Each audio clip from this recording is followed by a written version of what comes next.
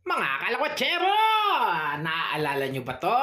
Itong dragon fruit na nakatanim sa bakod namin na piniplex ng misis ko. Naaalala nyo ba yan? Ito na siya ngayon. Ayan. At pinagmamalaki ng misis ko na nahinog na siya at ready na siyang kuhain. Ayan, mga kalakwatsyero.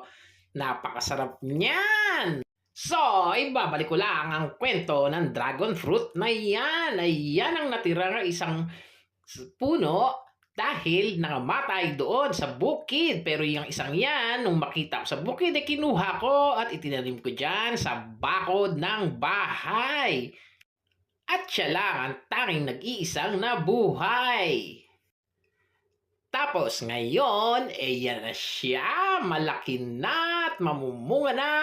At ang kanyang mga sanga, pwede na namang paramihin para lalong dumami ang aming dragon fruit.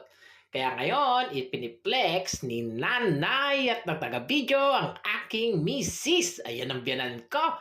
Piniplex niya kung paano niya kuhain ang unang bunga ng dragon fruit na pagsasaluhan nila. At eto na nga, isang pihit. Pitas agad! Ayan, kamayan ng biyanan ko. Nagpaparot yung saging. Ganyanin na lang. Ay! Ilaw pa nga, green pa yun na kanya. Ay, hinog. Napipisa na.